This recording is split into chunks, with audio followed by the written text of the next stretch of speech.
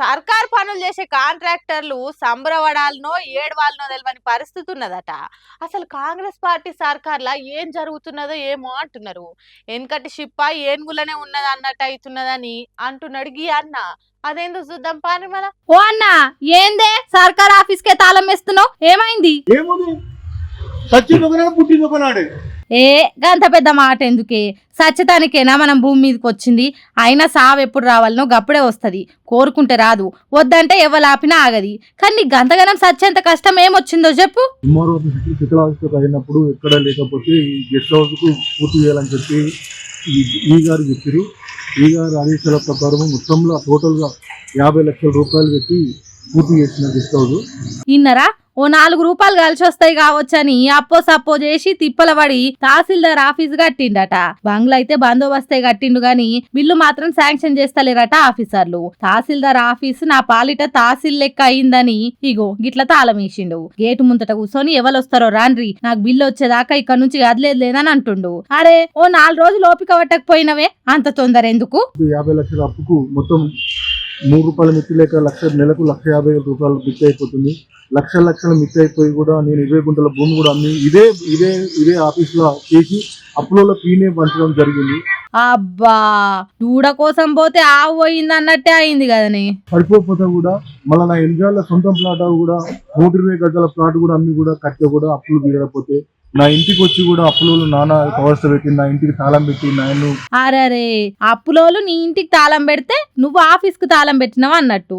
మరి సర్కార్ తన పైసలు లేవో లేకుంటే ఉన్న ఆఫీసర్లు విడుదల చేస్తలేరో తెలియదు గాని కష్టపడి కాంట్రాక్ట్ పడితే ఇగో గిట్ల అవుతున్నదట.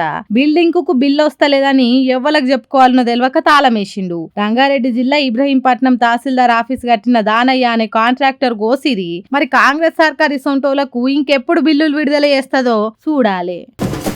ఎంచుకున్న రంగం ఏదైనా ఒక్కొక్క మెట్టు ఎక్కుకుంటా అందనంత ఎత్తుకు ఎదగాలి. డాక్టరా, కండక్టరా, కలెక్టరా అనేది కాదు. ఏది ఎంచుకుంటే దాంట్లో నువ్వే తోపు కావాలి. నువ్వు నడవాల్సింది 10 మైళ్ళు అయితే మనసులో 11వ మైళ్ళు అనుకోవాలి. అప్పుడే నువ్వు అసలైన విజేతవు అనే మాటలు ఇగో గీ దొంగను బాగా ప్రభావితం చేసినట్టున్నాయి. ఎసోంటి ఎదుగుడు ఎదిగిండో చూడుండ్రి. ఇగో గిడ పోలీసులు అరెస్ట్ చేసి తీసుకొస్తున్న దొంగ మామూలు దొంగ కాదు. అప్పటిదాకా మంచిగానే ఉండి తీసుకుపోతున్న పోలీసుల మీదకి తిరగబడుతున్నాడు. ఎక్కడి నుంచి తీసిండో ఏమో గాని పిస్తోల్ తోని పోలీసుల మీదకి కాల్పులు జరిపిండు. ఆగు, అందుకే అందరు కలిసి అనగబట్టిండ్రు. ఇతగాడి పేరు ప్రభాకర్ అట.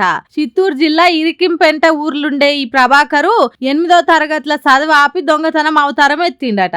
మరి ఎంచుకున్న పనుల నంబరే కావాలనుకున్నాడో ఏమో గాని 3000 దొంగతనం మొదలు పెట్టి మోస్ట్ వాంటెడ్ క్రిమినల్ గా ఎదిగిండు. బత్తుల ప్రభాకర్ అనే ఇతగాడి మీద 2 తెలుగు రాష్ట్రాలే కాదు ఇంకో 3 రాష్ట్రాల కలిపి 80 కేసుల కంటే ఎక్కువనే ఉన్నాయంటే దొంగతనాలల్లో ఎసోంటి ఎదుగుడు ఎదిగిండో చూడుర్రిగా.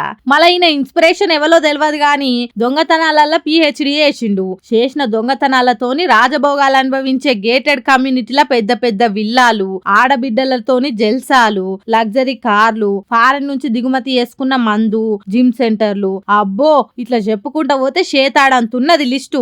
కోటాను కోట్లు సంపాదించి బిజినెస్ మ్యాన్ల తీరుగా అయిపోయిందట ప్రభాకర్ దొంగ లైఫ్. మరి ఇతగాడి చేసిన దొంగతనాలు పోలీస్ లెక్కలకి రాని ఎన్నున్నాయో తెలియదు కాబట్టి కోర్టు 14 రోజులు పోలీస్ రిమాండ్ కు రాసిందట. చూడాలే ఎంక్వైరీలో ప్రభాకర్ ప్రతిభ ఎంత బయటపడుతుందో.